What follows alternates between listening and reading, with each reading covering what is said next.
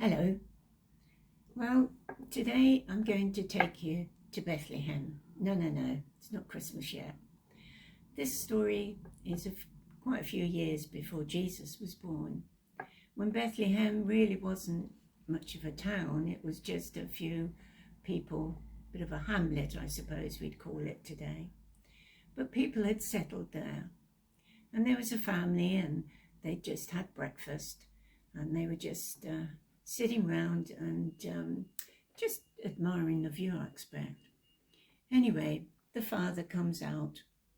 Mum's in the tent doing the washing up, of course. The father comes out and he gets his boys all together. So here's all his boys. And he starts telling them what job they're going to do today, because they all had their chores to do. Well, the youngest one, he's got to go up into the hill. The father says to him, there's a bit of pasture up there, and they'll like that. So he's up on the hillside with the sheep, and the others, they get their orders and off they go. Now, a little bit later on, we have Samuel. Now, Samuel's a prophet, quite an important prophet. He's got 2 volumes in the Bible, so he's got to be pretty good. So Samuel's chatting to God one day, and God says to Samuel, I'm not happy with King Saul, not at all. He's not turning out the way I wanted him to. So Samuel, what I want you to do is go and anoint a new king. Okay, says Samuel, because he was obedient to God, you see. So, okay, he says. So God says, look, I'll tell you where to go. I want you to go to this little place, little dot on the map called Bethlehem. So off Samuel goes to Bethlehem. Now, you see, you and I, yeah, we would. We'd go charging it. I've come to anoint a new king, da-da-da. No. Samuel just goes in quietly. People are a bit concerned because they didn't know if they'd done anything wrong. But Samuel said, no, he said, I've just come to pray with you and just to be with you. So they're okay with that. So in he comes. Well, Jesse, because that's the father's name, had said to Samuel, pop in for a cup of coffee when you pass him. So Samuel thinks, well, that's a good idea. So that's what he does. So you've got these two blokes sat there. Samuel says to Jesse, you got any sons? Oh, Jesse, have I got sons? Well, he said, I've got 8 sons. Well, says Samuel, I'd like to meet them. Well, okay. So here they come. All the boys, all lining up to say hello to Samuel. Well, because Samuel's waiting for God to tell him which one is going to be anointed. No one.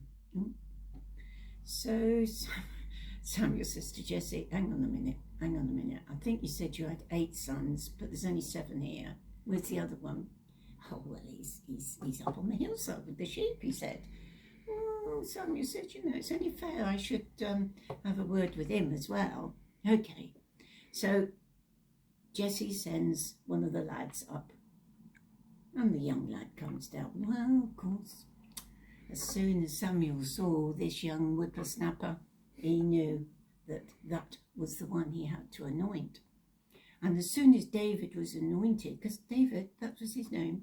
Nice name, isn't it? David. Runs off your tongue. I like David. Anyway, so as soon as David was anointed, well, then he was just full of the Spirit. Brilliant. So let's go on a few years. Well, there's a battle. You've got the Philistines and you've got the Israelites, and they're making a lot of noise and they're shouting at one another. Of course, this no man's land, we're better than you. Oh, no, we're not. Oh, yes, we are. Oh, you get the idea. Anyway, they're a bit worried because they know that, they're going to be a battle, people are going to get killed. Well, a couple of them get their heads together and they get, look, hang on a minute, I've got an idea. Why not one of your blokes and one of our blokes meet in the middle, have a fight to the death, battle won. Well, they thought that was a good idea. Yeah. So the Israelites start choosing who they're going to send, maybe. And then the Philistines, you see. The Philistines thought, we've got this in the bag. Because they had, what shall I say, big man, huge, giant of a man.